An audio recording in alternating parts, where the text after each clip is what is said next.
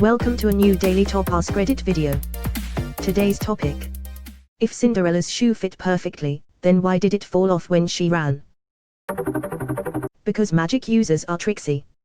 The reason the glass slipper in Cinderella didn't turn back to a regular slipper, or disappear, at midnight is because the fairy godmother was messing with us. Her main goal was to set Cinderella up for life, and to do that she needed a way for the prince to find her.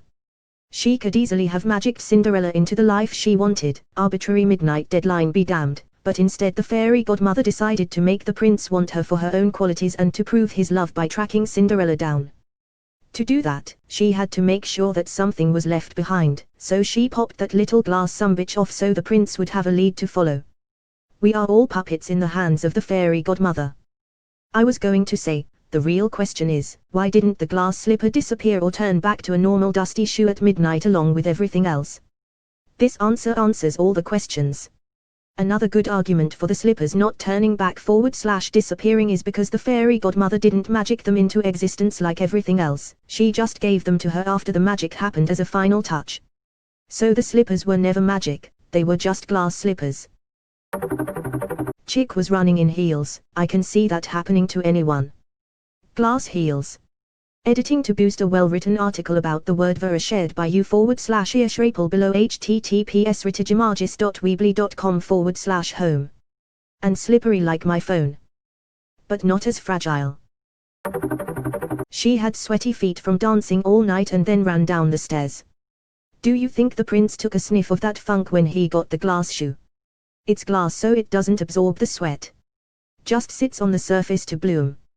Why you think he was trying so hard to find her? He was definite a foot guy. In the original Cinderella story, the prince spreads pitch on the stairs to trap her. Her shoe gets stuck and she takes it off to get away. Edit, here is a video of Anna Kendrick playing Cinderella in Into the Woods, an extraordinary musical by Sodium, getting stuck in pitch and singing about it. And the stepsisters also end up cutting off their toes to try and wedge their feet into the slipper. Oh, and after Cinderella puts on the slipper herself, she then summons doves from heaven who proceed to peck the stepsisters' eyes out. I think Disney kinda failed to mention that little bit of info, maybe they were all thinking too much about the direct-to-video sequel potential. Disney's Cinderella is based off of Charles Perrault's Cinderella that he made at the end of the 1600s. They follow his version pretty closely. The only major thing they leave out is the second ball. You're talking about the Brothers Grimm Cinderella that came out over 100 years later. None of the Cinderellas that predate the Brothers Grimm feature cruelty. They were known to collect and edit stories. And I think you can guess the type of lens they preferred tales to be viewed through. Anna Kendrick getting stuck in pitch, perfect. Edit, I want to thank everyone for the awards. There are too many people to thank. You know, I grew up an orphan in South Boston. I bounced around from foster home to foster home and even some abusive situations. I was in and out of juvie. As an adult I went from one job to the next without really a path in life. It always seemed like I had a gift for learning though. Then I got a job as an overnight janitor at MIT. One night, while cleaning, I saw a math problem on the chalkboard and I solved it. Luckily, the professor that put it on the board saw my talents and made a deal to let me work with him to avoid jail time for assaulting an officer. Unfortunately, I also had to go to therapy. I begrudgingly did his math equations and spent as much time avoiding therapy as possible. Then I met Sean. He changed my life. He was a therapist from Southie, just like me. I shrugged him off at first, but he didn't give up on me like everyone else. He helped me find my path in life and even get through my issues with seeing a girl. He was the father I never had. It seems as though I helped out Sean as well. Anyway, I want everyone to know that, if this Southside orphan can earn an award, anyone can. I'll leave it at that because, I gotta go see about a girl. Because it was a perfect fit. If it were too tight, maybe it'd have stayed on. Yeah, it fit like a shoe, not like a glove. I don't think anyone could wear a shoe that fits like a glove. Maybe a monkey. In the Finnish version, the prince slid a tar on the stairs to try to get her stuck. Woo romance. But wait. How did he know she was going to run away? Because in the original version the ball lasted 3 nights. And how other people didn't stuck to the stairs? It was for a 3-night festival. She ran away the first 2 nights, so on the third he put pitch on the steps. Woo. BC shoes don't encase themselves around your foot never to be taken off again. They just fit lol. Flint Lockwood would like to speak with you. Glass slippers don't breathe. Eventually, her feet got so sweaty they fell off. Must have looked really good from outside directly looking at someone's sweaty naked feet pressed against glass. I imagine they are like wearing those IoT's jelly shoes, nothing but sweat, red feet, and bleeding blisters. Heels be doy that sometimes. Because that's the fucky plot. It's also the plot that the only way for the prince to identify that woman he danced with at the ball was to try this shoe on all the women, some of whom probably wear the same size shoe. He would have married the first woman whose foot was the same size, rather than chat a bit to see if they clicked like they did at the ball, or just look at her face or something. It was a glass shoe, it was made specifically for her feet, it would have fit anyone else. The shoe was made by a fairy godmother who wanted the best for Cinderella and was willing to use magic to get it done. The shoe fell off for the same reason it didn't turn back into some peasant shoe, the fairy godmother willed it that way. This is the correct answer. Everything else turned back at midnight but the shoe. That was on purpose. Because after the dance her foot was swimming in a puddle of sweat. Turns out glass is not a very good footwear material. Ever tried running down the stairs and heels? Never successfully. Maybe because she was running with heels on. No matter how well they fit, trying to run in them can always be a little problematic. Same reason Dorothy lost her slippers over the deadly desert when she left Ounce. So the story could happen. Some parts of the movie they made based off that was horrifying. Wheelers. Because the shoe was straight, not curved. How do I know?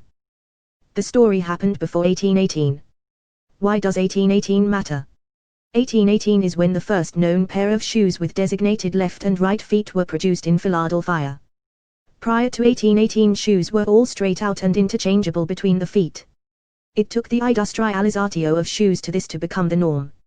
If you understand shoes were different in the period, the story makes perfect sense. Interested enough to believe and remember this fact, not interested enough to look it up and see if it's real. PLS be real. Ancient Egyptians and Romans made left and right shoes. You're right that they were uncommon in the modern Western world until the 1800s. Not sure, but anybody else wondering how it didn't disappear unlike the rest of her outfit / party package from the godmother? The shoes were an actual artifact rather than a conjured item. Thefts are pretty sneaky. But yeah, I've wondered that before. My question is, what will the godmother take in recompense? I hear they like firstborn children. Godmother shenanigans, I'm willing to bet.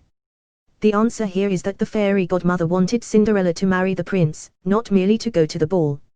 So the shoe continued to exist after midnight because it needed to. For the same reasons that have been said on the other 927 posts about this. This feels like an r/shower thefts, not an Askreddit. There have been a bunch of those lately.